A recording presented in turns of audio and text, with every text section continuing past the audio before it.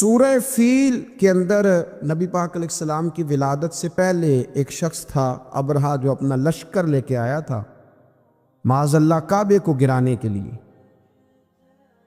تو بڑے بڑے ہاتھی اس کے ساتھ تھے، تو اللہ تعالیٰ نے چھوٹے چھوٹے ابابیل بھیجے، ان کے منہوں میں کنکر تھے، انہوں نے وہ کنکر برسائے تو وہ ہاتھی مار گئے۔ اس صورت میں اس کا ذکر ہے الم تر کیف فعل ربک باصحاب الفیل۔ کیا آپ نے ملاحظہ نہیں کیا کہ آپ کے رب نے ہاتھی والوں کے ساتھ کیا سلوک کیا؟ اللہ تبارک و تعالیٰ نے قوموں پہ عذاب نازل کیا،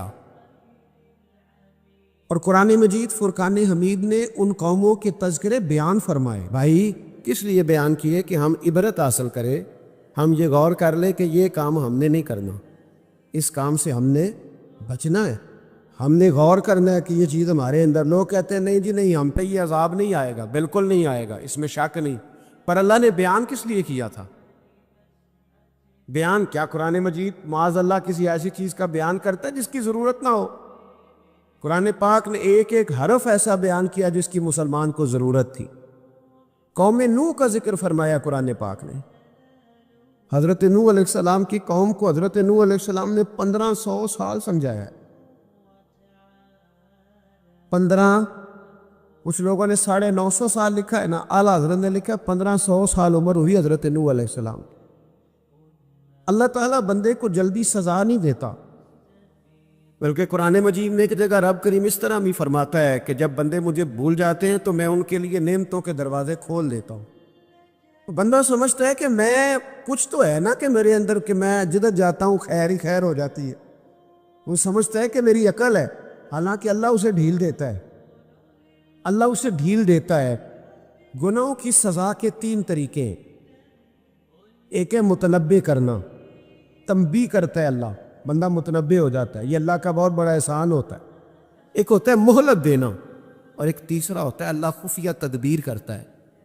تھوڑا سا سمجھیے گا، انسان پر کوئی آزمائش آئی، فوراً اس کی چھٹی اس نے کہا کہ وہ فلاں جگہ غلطی کی تھی تب ایسا ہوا ہے۔ ہوتا ہے نا کئی دفعہ آواز آتی ہے نا اندر سے، چلیں بول دیں کچھ نہیں ہوتا آپ کو۔ اللہ جانتا ہے یہاں کوئی کچھ نہیں کہے گا آپ کو، اور ہماری تو ویڈیو بھی نہیں گھومتی، یعنی خبر بھی نہیں ہو کہ کس نے ہاں کر دی کس نے نہ کر دی۔ آپ بغیر ٹینشن کے بات چیت کریں، آج کچھ نہیں ہوتا انشاءاللہ تعالی۔ آتی ہے اندر سے آواز، میں آپ سے اس لیے ان چیزوں کی تصدیق کراتا ہوں کہ باقیوں کو بھی آتی ہے کہ نہیں، اس لیے تصدیق۔ کبھی کوئی کسی جگہ انسان پریشان ہوتا ہے تو محسوس کرتا ہے کہ وہاں مجھ سے ہوتا ہے نا جی، جس کو یہ نصیب ہو جائے بڑا خوش نصیب آدمی ہے۔ حضرت مولا علی فرماتے ہیں اگر تجھے دنیا میں سزا مل گئی تو بچ گیا ہے، سمجھ پھر اللہ کرم کرے گا، آخرت میں سزا نہیں دے گا۔ اور یہ یاد رکھ لے، وما اصابکم من مصیبت فبما کسبت ایدیکم ویعفو عن کثیر۔ اللہ فرماتا ہے دنیا میں تجھے جو بھی تکلیف پہنچتی ہے وہ تیرے ہاتھوں کے کرتوتوں کی وجہ سے پہنچتی، ویعفو عن کثیر، فرمایا کثیر گناہ تو میں ویسے ہی معاف کر دیتا ہوں۔ یہ جو تیری زندگی میں دکھ ہے نا، یہ بھی میری قلیل سزائیں ہیں۔ یہ کثیر پر سزا، یہ قلیل ہے، قلیل یہ جو تمہاری زندگی میں تکلیف ہے۔ انسان کو سزا ملتی۔ حضرت فضیل بن عیاض رحمۃ اللہ تعالیٰ علیہ گھوڑے پہ بیٹھے تھے، گھوڑا شرارت کرنے لگ گیا، اچھلنے لگ گیا، کودنے لگ گیا، تو حضرت فضیل بن عیاض نیچے اترے، ایک کونے میں جا کے نماز کی نیت باندھ لی، 2 رکعت نماز پڑھی، پھر دیر تک استغفار پڑھتے رہے، روتے رہے، دعا کرتے رہے، واپس آئے۔ خادم عرض کرنے لگے حضور سمجھ نہیں آئی، گھوڑے نے تھوڑی سی شرارت کی، وہ بدکا ہے، آپ نے اس کو چھوڑا ہے اور چھوڑ کر کے آپ نماز میں لگ گئے۔ تو حضرت فضیل بن عیاض فرمانے لگے جب بندہ اللہ کی نافرمانی کرتا ہے نا، تو جو چیزیں اس کی فرما بردار ہوتی ہیں وہ اس کی نافرمانی کرنے لگ جاتی۔ تو مجھے محسوس ہوا تھا کہ میں نے کہیں اللہ کی نافرمانی کی ہے، اس لیے ایسا ہوا ہے کہ میرے گھوڑے نے میری، تو میں توبہ کرنے لگا ہوں، اور اب دیکھتا ہوں بیٹھ کے بھلا کیا ہوتا ہے۔ میں نے سچی توبہ، حالانکہ مجھے یاد نہیں کہ میں کہاں بولا، پر کھری اور سچی توبہ کی۔ دوبارہ گھوڑے پہ بیٹھے تو گھوڑا بالکل صحیح ہو کے ساتھ چلنے لگ گیا۔ میرے بھائی، جب یہ تنبیہ ہے اللہ کی طرف سے، یہ متنبع کیا جاتا ہے کہ تو بعد آ جا۔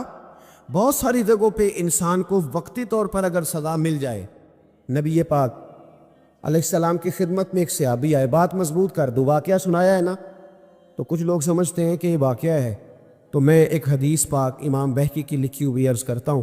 نبی پاک علیہ السلام کے ایک صحابی آئے اور ان کا سر پھٹا ہوا تھا، خون بہ رہا تھا۔ سرکار نے فرمایا کیا ہوا؟ عرض کی حضور ایک عورت جا رہی تھی، میری نظر پڑی، ابھی نظر پڑی ہے کہ میرے آگے ستون آ گیا تو میرے سر پہ لگ گیا۔ نبی پاک صلی اللہ علیہ وسلم نے فرمایا تیرے لیے خوشخبری ہے، اگر دنیا میں تیری غلطی کی تجھے سزا ملی ہے تو پھر رب تجھے قیامت میں سزا نہیں دے گا۔ پھر اللہ قیامت میں سزا، بعض گناہ ایسے ہیں جن کی یہاں بھی سزا ملے گی اور وہاں بھی ملے، لیکن میرے بھائی پہلی بات یہ ہے کہ اللہ تعالیٰ اس غلطی کی یہی سزا دے لے، اور دعا فرمائے اللہ تبارک و تعالیٰ یہاں بھی معافی عطا فرمائے، وہاں بھی معافی عطا فرمائے، اللہ درگزر بھی فرمائے۔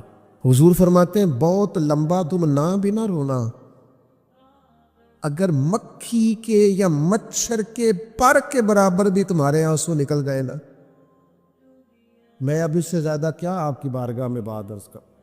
حضور فرماتے ایک مکھی اور مچھر کے پر کے برابر بھی تیری آنکھ سے آنسو نکل آیا، شرط یہ ہے نکلے ریاکاری کے لیے نہیں، نکلے اللہ کی رضا کے لیے، اس کی خشیت میں نکلے۔ فرمایا اگر مکھی کے پر کے برابر بھی تو رو پڑا تو اللہ تعالیٰ تیرے لیے دوزخ سے آزادی لکھ دے گا۔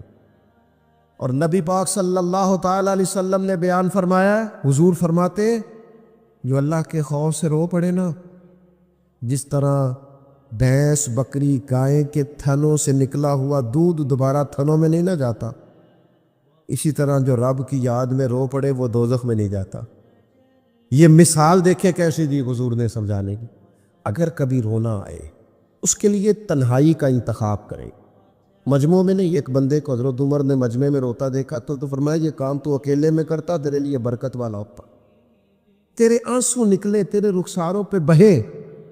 اور شیر خدا تو شیر ہے نا، حضرت مولا علی شیر خدا فرماتے اگر تیری آنکھوں سے کبھی آنسو نکلے نا اللہ کی یاد میں، حضور کی محبت میں، تو فرمایا ان آنسوؤں کو پوچھنا نا، ان کو چہرے سے صاف نہ کرنا، یہ تو آنسو اس قابل ہیں کہ تیرے رخساروں پہ رہیں، یہ تو روشنی ہے تیرے چہرے کی، ان کو پوچھنا نا۔ حضرت علی رضی اللہ تعالیٰ عنہ نصیحت کرتے ہیں انہیں رہنے دے، یہ آنسو بڑا قیمتی ہے، یہ نکلا تیری آنکھ سے ہے پر کسی کا ہو کے نکلا، نکلا تیری آنکھ سے ہے پر کسی کے لیے نکلا، نکلا تیری آنکھ سے ہے پر اس نے تجھے بتایا ہے کہ تیرے وجود میں، تیری دھڑکنوں میں، تیرے جذبات میں کسی اور کا بھی حصہ ہے۔ یہ رب رسول کی رضا کے لیے چھلکا ہے۔ ایک بھی رونے والا ہو تو باقیوں کا کام بھی سنو نا، حدیث ہے بہقی شریف ہے۔ حضرت حیثم بن مالک رضی اللہ تعالیٰ عنہ فرماتے ہیں نبی پاک علیہ السلام خطبہ دے رہے تھے، تقریر فرما رہے تھے، حضور کی باتیں دلوں کے میل کچیل اتارتی چلی جا رہی۔ فرماتے ایک شخص نبی پاک علیہ السلام کے سامنے بیٹھ کر حضور کی گفتگو سن رہے تھے، وہ رو پڑے، ساری گفتگو چھوڑ کے نبی پاک صلی اللہ تعالیٰ علیہ وسلم کی توجہ اس شخص کی طرف ہو گئی۔ ہوا کیا ہے؟ وہ تقریر سنتے، بات سنتے بس رو پڑے۔ تو نبی پاک علیہ السلام فرمانے لگے آج اگر وہ سارے مومن بھی یہاں موجود ہوتے جن کے گناہ پہاڑوں کے برابر وزنی ہوتے تو اس ایک بندے کے رونے کی وجہ سے اللہ سب کی بخشش فرما دیتا۔ اور نبی پاک علیہ السلام فرمانے لگے یہ رویا ہے تو اس کے رونے پر فرشتے بھی روئے ہیں، اور فرشتے دعا کر رہے ہیں کہ اے اللہ یہ جو نہیں روتے نا ان کے حق میں ان کی سفارش قبول کر لے جو تیری بارگاہ میں روتے ہیں۔ توبہ رٹا لگانے کا نام تو نہیں نا، توبہ تو اللہ کو منانے کا نام ہے۔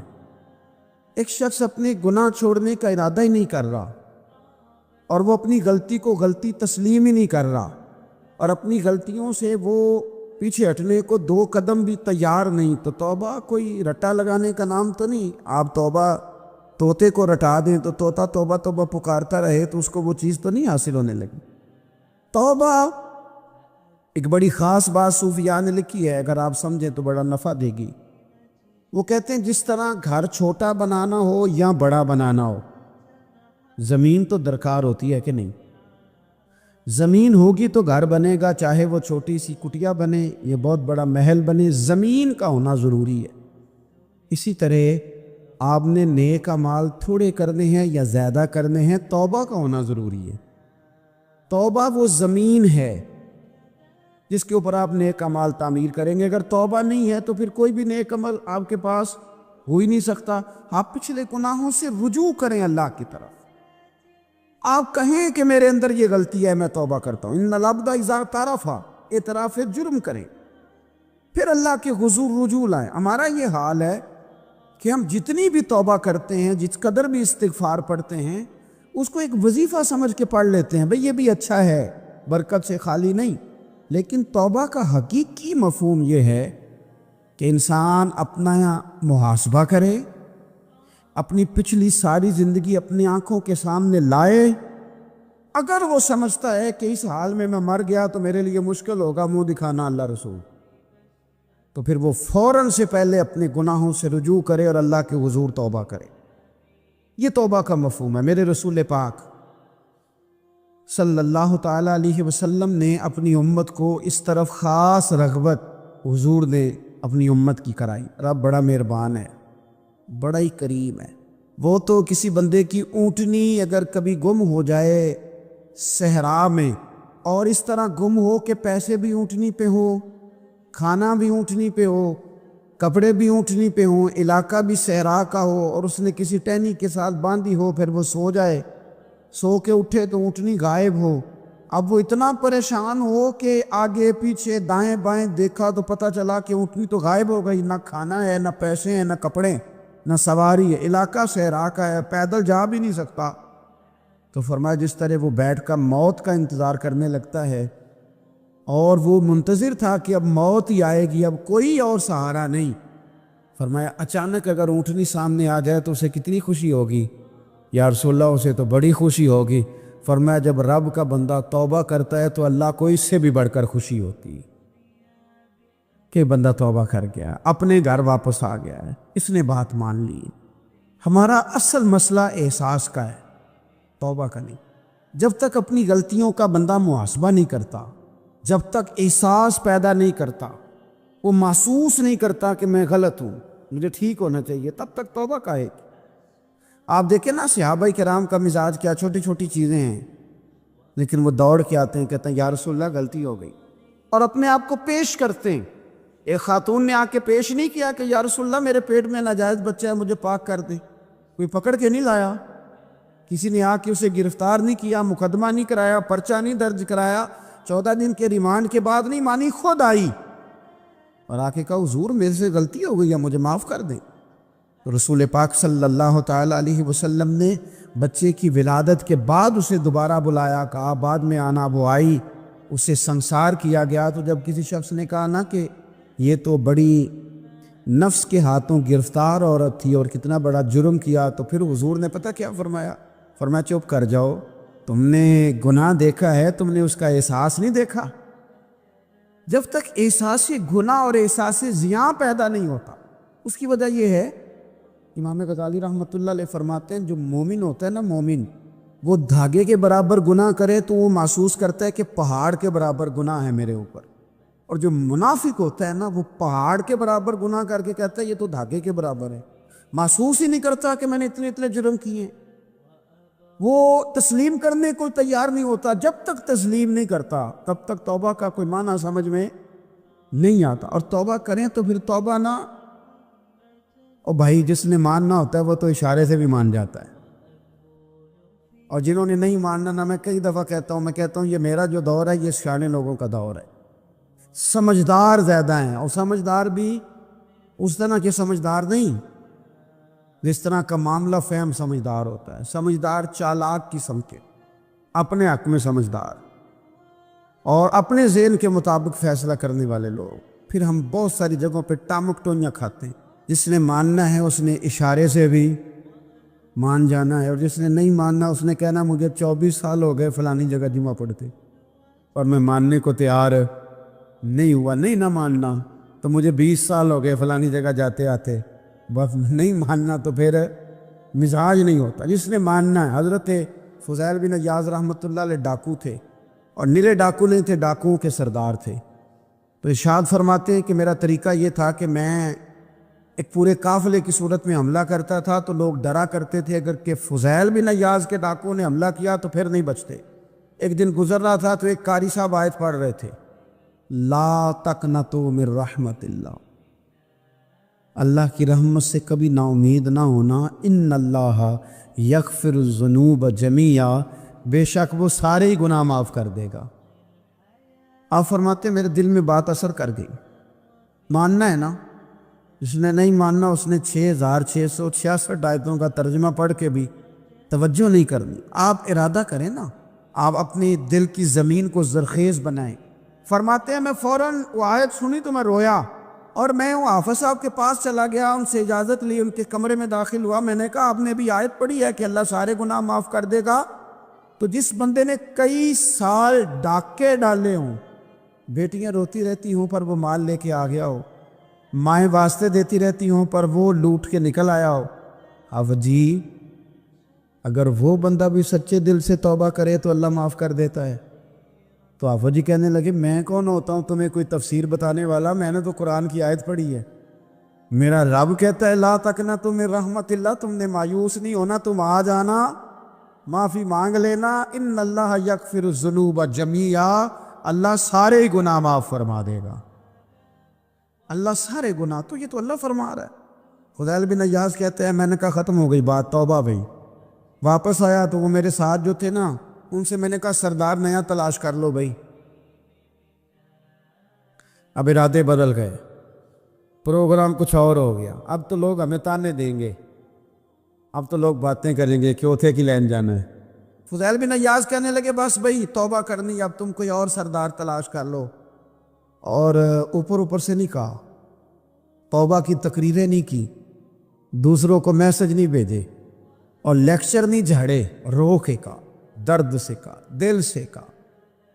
تو وہ جو باقی کے تھے نا ان پر سردار کی بات کا اثر ہوا، کہنے لگے سردار ہم نے سردار نیا نہیں ڈھونڈنا، اگر چوریاں مل کے کی ہیں تو اب تو اس طرح تو نہ کر، توبہ بھی مل کے ہی کریں گے، اب اللہ بھی مل کے ہی کریں گے، اب بس تو اگر ادھر جائے گا تو ہم بھی تو جائیں گے نا۔ اللہ اکبر۔ فضیل بن عیاض کہتے ہیں ظاہر ہے مال لوٹا کرتے تھے، میں نے مسئلہ پوچھا علماء سے تو انہوں نے بتایا کہ یہ تو حقوق العباد کا مسئلہ ہے، جو لوٹا ہے وہ تو واپس کرنا ہی پڑے گا۔ اب میں نے وہ پیسے جمع کیے، اب سارے تو میرے پاس تھے نہیں، جتنے میں دے سکتا تھا دیے، جو کھا چکا تھا وہ رہ گئے، ایک یہودی کے پیسے رہ گئے، اس کے گھر چلا گیا، میں نے جا کے اسے کہا میاں میں نے کر لیا توبہ، اور میں وہ فضیل بن عیاض ڈاکو ہوں جس کے تیرے گھر سے اتنا مال لوٹا تھا، میرے پاس پیسے کوئی نہیں، وہ پیسے لگ گئے، اب تو اس طرح کر مجھے معاف کر دے۔ وہ کہنے لگا نا جناب، یہ بھی کبھی کبھی ہوتا ہے، لوگ نا شرافت کو بزدلی سمجھ لیتے ہیں۔ فضیل بن عیاض سے کہنے لگا میں تو پیسے لوں گا، ایسے تو نہیں معاف کرتا۔ آپ فرمانے لگے پیسے تو کوئی نہیں، یہ سچی توبہ ہے۔ وہ کہنے لگا پھر اس طرح کرو میری اونٹوں کو چارہ ڈالو، پیسے پورے ہوئے تو چلے گا نا۔ کل ڈاکو تھے، ابھی وہ تلوار چلانی آتی ہے، نیزہ چلانا آتا ہے، ڈٹنا آتا ہے، اعصاب مضبوط ہیں، مسئلہ کوئی نہیں، لیکن توبہ سچی کی ہے نا، یہ سچی توبہ والے لوگوں کا طریقہ ہے۔ اس سے کہہ سکتے تھے کہ جا آج تھلب دینی لے لے، تجھے کہا معاف کر دے، تو تیار ہی نہیں ماننے کو۔ حضرت فضیل بن عیاض کہنے لگے اگر اونٹوں کو چارہ ڈالنے سے تو معافی دیتا ہے نا تو میں تیرے اونٹوں کو چارہ ڈالنے کو بھی تیار، کیوں کہ راضی اللہ کو کرنا ہے، اپنے ضمیر سے بوجھ اتارنا ہے، بندوں کے سامنے سرخرو نہیں ہونا، اللہ کے حضور ہونا ہے۔ توبہ کا مطلب ہے رب کوئی بارگاہ میں سرخرو ہونا، بندوں کے سامنے نہیں۔ حضرت فضیل بن عیاض سے کہنے لگے ڈالیں گے تیرے اونٹوں کو چارہ، کیوں نہیں ڈالنا؟ 2-4 دن چارہ ڈالا تو وہ یہودی ایک دن کہنے لگا کہ یہ نا ٹھیکریوں سے بڑی ہوئی تھیلی ہے، یہ تو ذرا اٹھا کے لا۔ حضرت فضیل بن عیاض نے اٹھا کے اسے دی، جب اس نے کھولی تو اشرفیوں کی بھری ہوئی تھی۔ تو آپ فرمانے لگے تو کہہ رہا تھا ٹھیکریاں اٹھا کے لا، کہنے لگا میں تورات بڑی پڑھتا ہوں، عالم ہوں، میں نے تورات میں پڑھا تھا کہ مسلمان جب سچی توبہ کر لیں گے نا تو رب ٹھیکریوں کو بھی سونا بنا دیا کرے گا، پھر یہ مٹی کے ڈھیلے اشرفیاں بنا کریں گے۔ تو میں نا تیری توبہ چیک کر رہا تھا، یہ اس میں نے روڑے بڑے ہوئے تھے، لیکن تو اٹھا کے لایا تو تیری توبہ بھی سچی ہے اور تمہارا دین بھی سچا ہے. اب اس طرح کہا رہا معافی اس شرط پہ دوں گا کہ مجھے کلمہ پڑھا تاکہ میں بھی مسلمان ہو جاؤں. توبہ کے معاملے میں احساس، اور میں نے کہا کہ جس نے اشارہ لینا ہے اشارہ، ایک زازان نام کا نا گویا تھا، آواز بڑی سریلی تھی. شراب خانے میں جب محفلیں سجتی تھی تو معاذ اللہ وہ گانے گایا کرتا تھا، سریلی آواز تھی. حضرت عبداللہ ابن مسعود حضور کے صحابی، حضور نے فرمایا عبداللہ ابن مسعود اسی طرح قرآن پڑھتے ہیں جس طرح میرے اوپر نازل ہوا تھا. عبداللہ ابن مسعود نا چھوٹا قد اور پتلی پتلی ٹانگیں تھی حضرت عبداللہ ابن مسعود. ایک دن درخت پہ چڑھے ہوئے تھے تو کچھ لوگوں نے نا، بچے کرتے ہیں نا مذاق، معاذ اللہ کچھ نے کہا کتنی پتلی ٹانگیں. اللہ کے محبوب علیہ السلام نے فرمایا قیامت کے دن عبداللہ ابن مسعود کی ٹانگوں کا وزن احد پہاڑ سے بھی زیادہ ہوگا. زبردست صحابی ہے. اور حضور نے فرمایا میں نے جس کو گورنر بنایا، کسی جگہ امیر بنایا، مشورہ کر کے بنایا، اگر میں کسی کو بغیر مشورے کے امیر بناتا تو عبداللہ ابن مسعود کو بناتا. حضرت عبداللہ ابن مسعود گزر رہے تھے تو وہ جو زازان نام کا گویا تھا وہ گانے گا رہا تھا.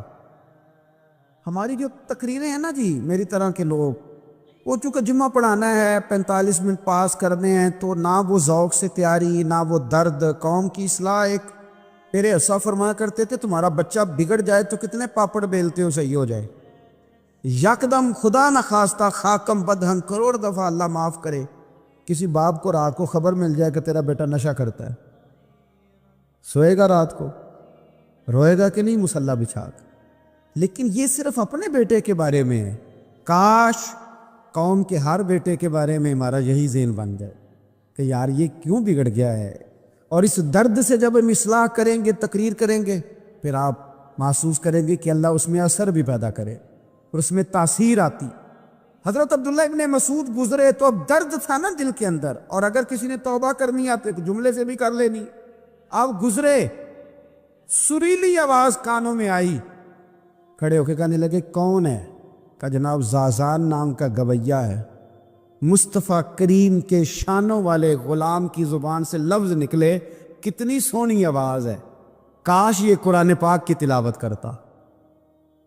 اللہ اکبر. کاش کوئی ایسا ہو تو صحیح جو ہمیں کہے کہ کاش یار تو قرآن پڑھتا، کتنی سونی آواز ہے، کاش تو نعت پڑھتا. کوئی کہے تو صحیح، کوئی کہتا ہی نہیں.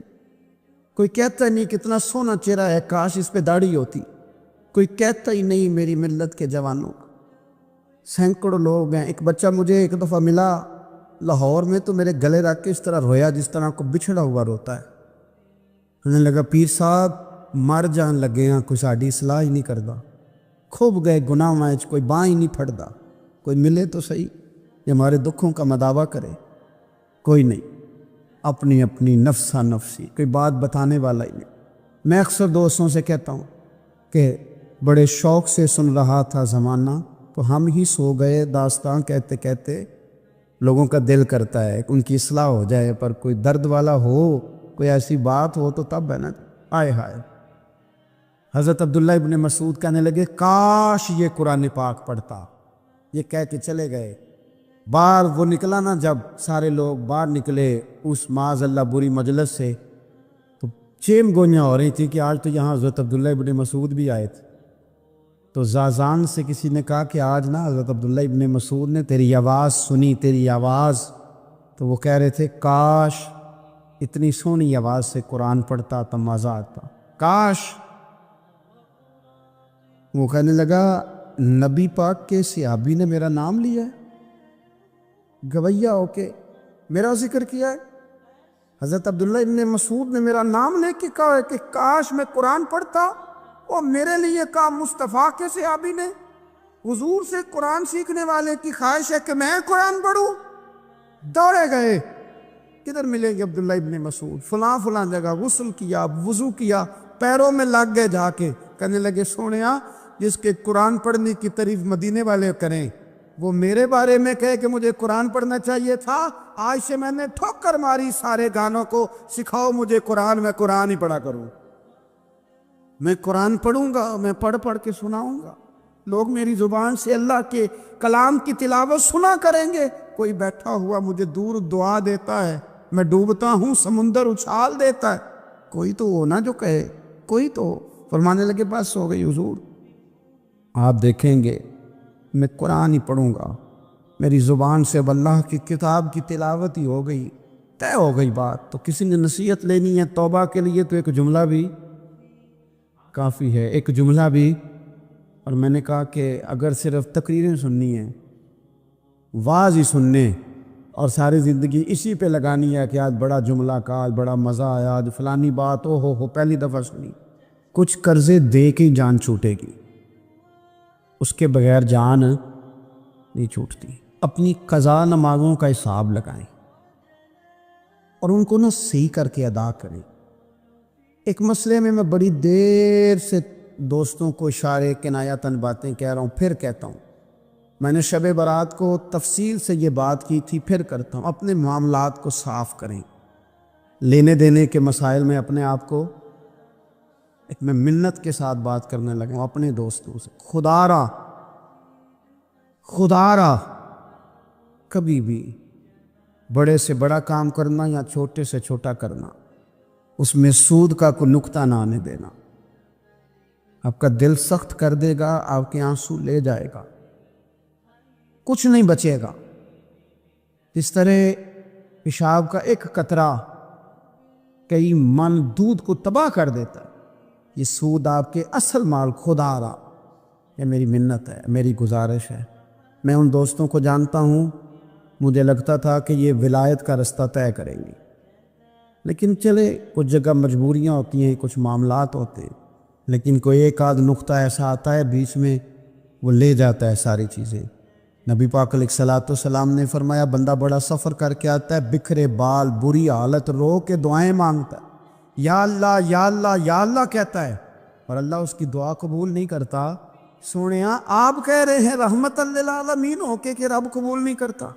حضور نے فرمایا اس نے پہنا بھی حرام پیسوں کا، کھایا بھی حرام پیسوں کا، پیا بھی حرام پیسوں کا، اتنی مرضی مانگے پھر مالک اس کی دعاؤں کو مستجاب۔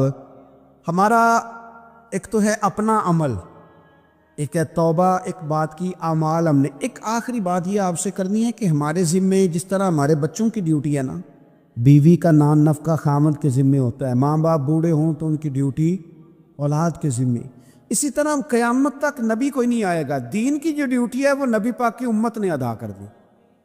اور اللہ کیا فرماتے ہیں قرآن مجید کی سورہ محمد صلی اللہ تعالی علیہ وسلم، اللہ فرماتے ہیں یا ایھا الذین آمنوا ان تنصروا اللہ ینصرکم، اے ایمان والو اگر تم اللہ کے دین کی مدد کرو گے تو اللہ تمہاری مدد کرے گا، وَيُثَبِّتْ أَقْدَامَكُمْ، اور اللہ تمہارے قدموں کو جما دے گا، یعنی تمہیں مضبوط کر دے گا، تم مضبوط سے مضبوط ہوتے جاؤ گے۔ شرط کیا ہے؟ ان تنصروا اللہ، اگر تم اللہ کے دین کی مدد کرو۔ اپنے مزاجوں میں نا اللہ کی دین کی مدد کا ذوق پیدا کریں۔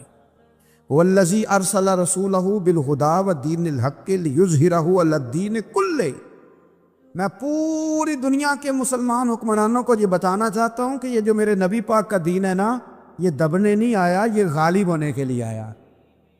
اور اسلام کی فطرت میں قدرت نے لچک دی ہے، اتنا ہی یہ ابھرے گا جتنا کہ دبا دو گے۔ کیا سمجھتے ہیں اسرائیل کے گنڈے کہ وہ مسجد اقصیٰ میں نمازیوں کو تنگ کر کے تو وہ کہیں گے کہ ہمیں پوچھنے والا کوئی نہیں؟ اسلام کی فطرت میں قدرت نے لچک دی ہے، اتنا ہی یہ ابھرے گا جتنا کہ دبا دو گے۔ بانجھ نہ سمجھا جائے اس امت کو، بس یہ جو مسلمان حکمران ہیں یہ اتنی بات سمجھ لیں کہ تم جب ان یہودیوں سے، کافروں سے معاہدے کرتے ہو تو تمہیں تو کچھ خیال نہیں آتا، تم تو صرف دنیا داری دیکھ کے چلتے ہو۔ کاش بال بچہ دیکھتے ہوئے، مال دیکھتے ہوئے، ملک اور زمین دیکھتے ہوئے تم ایک دفعہ اللہ کا دین بھی دیکھو۔ یہ تمہاری ذمہ داری ہے، یہ نبی پاک نے ڈیوٹی لگائی ہے۔ اپنا اپنا کردار ہمیشہ دین کے لیے پیش کریں، اپنا اپنا کردار، وہ ضروری نہیں کہ چندے کی صورت میں ہی ہو۔ آپ کسی بے نمازی کو نماز کا مشورہ دیں، آپ نے دین کی خدمت کی۔ آپ نے ماں باپ کے نافرمان کو فرما برداری کا مشورہ دیا تو آپ نے دین کی خدمت کی۔ اگر آپ نے کسی بندے کو کہا یار تیرا قرآن پاک ٹھیک نہیں، چل قاری صاحب کے پاس، تیرا تلفظ ٹھیک ہونا چاہیے، کو آدھا گھنٹہ نکال کے سیکھ لے، یہ لفظ کہنے سے ہی آپ نے دین کی خدمت کی۔ میرے نبی پاک صلی اللہ تعالیٰ علیہ وسلم نے فرمایا ایک جملہ بول کے جو دین کی دعوت دے گا، ایک ایک جملے پہ اللہ 1,000 سال کی عبادت کا ثواب دے گا۔